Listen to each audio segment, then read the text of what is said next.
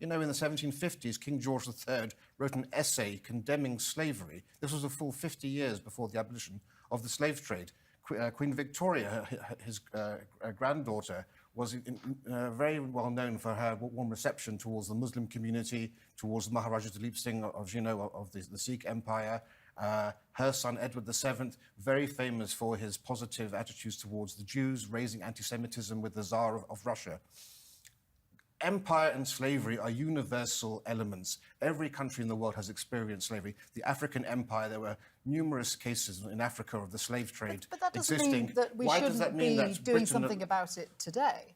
I think enough has been done, but what I would like to see from people who are advancing this desire for an apology is why aren't they also looking to Nigeria and asking Nigeria to apologise? How about Benin? Why doesn't Benin apologise? Because European slave traders weren't going into inland to get slaves. They were getting slaves that were sold to them by other Africans. You know, Donald Duke, who was the governor of Calabar, presidential candidate in the 2019 Nigerian election, said that my ancestors were involved in selling slaves, but I wasn't involved with that, so why should I apologise? I think we need to move on. What do you make of that? And do Commonwealth countries feel that the British monarchy and that Britain should be talking about reparations? Certainly, I think that this work has been going on for as long as there's been, since the 18th century, okay, in different manifestations. I think the idea that the royal family and the British government, successive governments, do not take responsibility for transatlantic enslavement is a little bit disingenuous. I don't fully share the views of the last gentleman who just spoke. You know that slavery was supported by government and political structures. Slavery couldn't have happened without royal charters. Slavery, in terms of the Royal African Company, for example, was established by Charles II and his brother, the Duke of York. So we know that they definitely profited from the trade and trafficking in African people.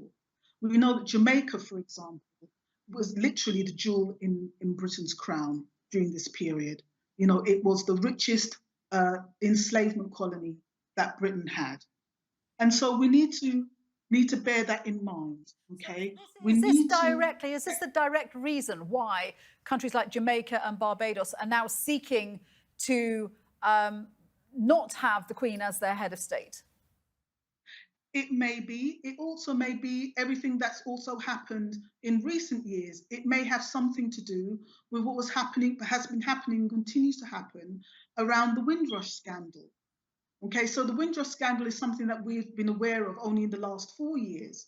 But certainly these countries would have been conscious of the amount of people who have been deported incorrectly back to Barbados, Jamaica, and other Caribbean countries for some time now. And perhaps it might be the idea of there being lack of acknowledgement or acceptance of what's been happening might be another reason why people are angry and upset and want things to change. You know, when people came over here in the 1940s, there was this kind of compact where people were invited because they were British subjects. And there's been a sort of really kind of a lack of really sort of respect around those ideas and the continuous furore around immigration policy. I imagine many of these Caribbean countries are quite frustrated about. Also, I think we have to factor into what happened in 2020 with George Floyd and this idea about reckoning around racial injustice. I mean, the conversation about racial attitudes is huge. But on the subject of Windrush was a huge issue for British politics. And how has that impacted? Well, it was a huge issue on British politics. But let's take this further. I'm curious to know why the Caribbean are coming late to the Republican Party when the African states started going Republican, ditching the Queen way back in the 1950s. Why do you think they're doing it now? I don't know why they're doing it now. I mean, Jamaica's had 60 years to decide whether it wants to become a republic or not. It's now decided. Well, whether is it a generational thing? Perhaps younger people aren't quite it is so enamoured of the royal family as the older generation. Maybe it is a generational thing. The thing is that, as far as the Queen is concerned, she's pragmatic.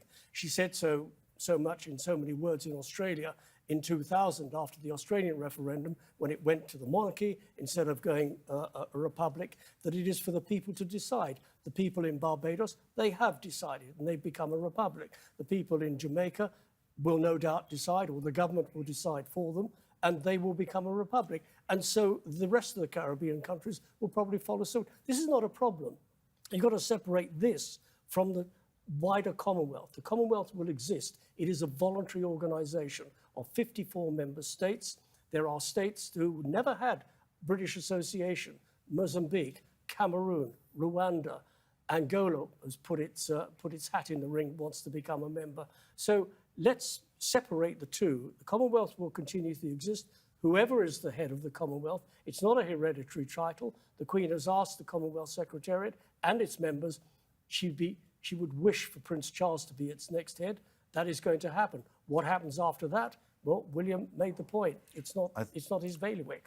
I think it's an important question as to why this is happening now. And I think there are three reasons. One, of course, is we're coming to a point where the succession is being discussed a lot. And the time of the succession was always going to be a time for debate amongst all the Commonwealth realms about the future of the monarchy.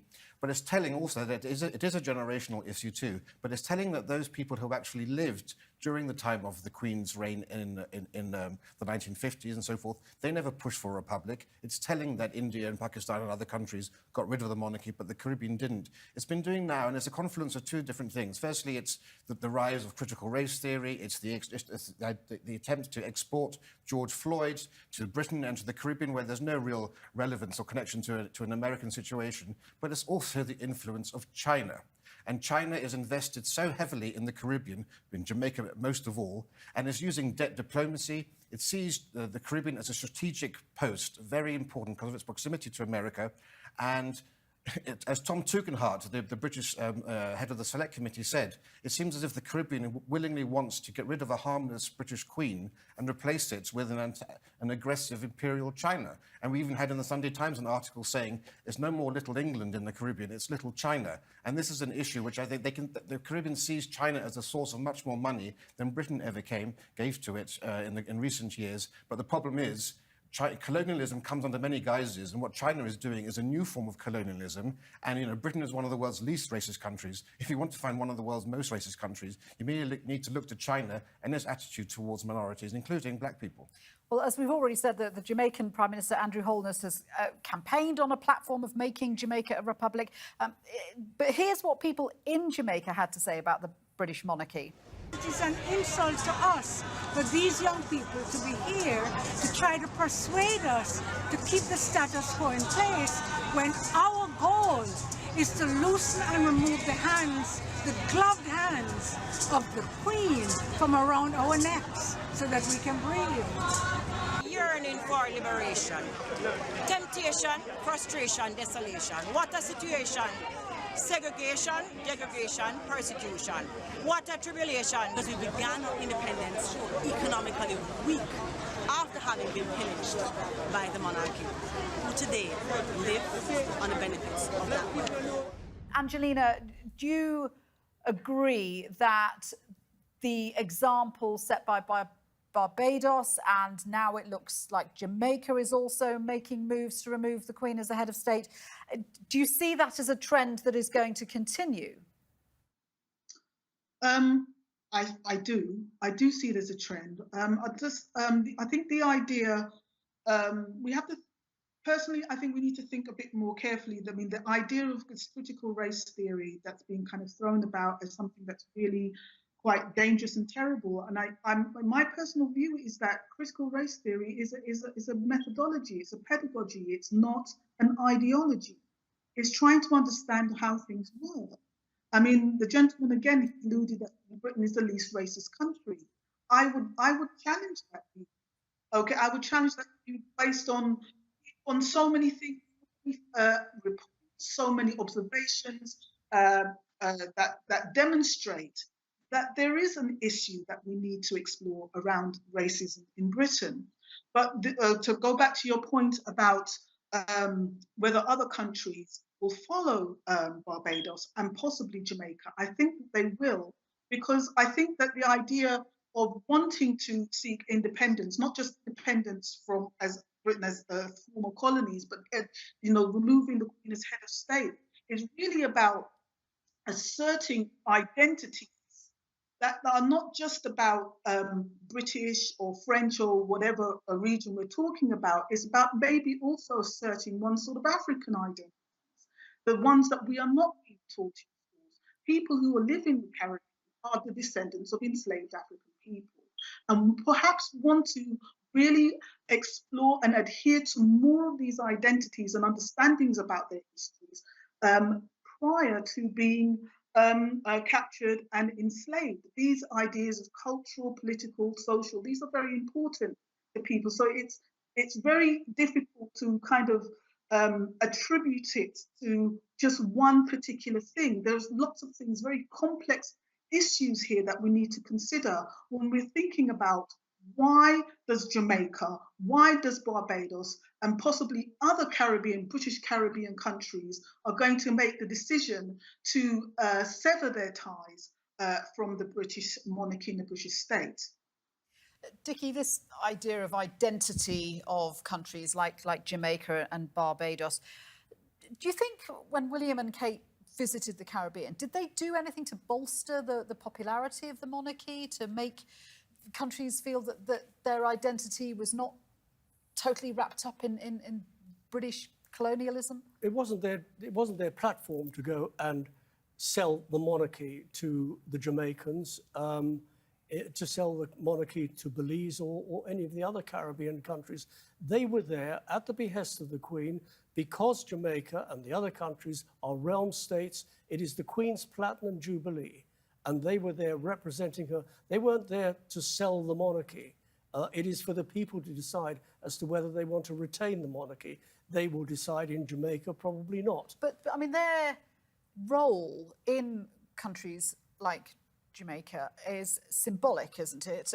But if that's a symbolism that people no longer want, I mean, we heard in the Vox Pops earlier people saying that they felt that the monarchy didn't matter to them, that they were still being exploited. Yeah, let's put this into context. They didn't go there because they put their hand up in Kensington Palace, say, we would like to go to the Caribbean. They went there because they were invited by the respective governments.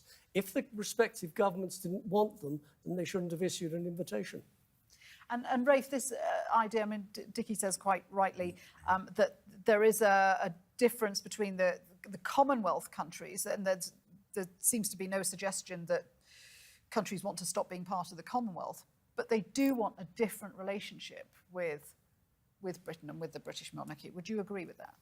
Yes, and the monarchy has never ever stood in the way of any country that sought to go down that path or to have those discussions. And I think that's very important. You know, when it was very telling again that after independence came to all of these countries, they freely chose to stay associated through the Commonwealth.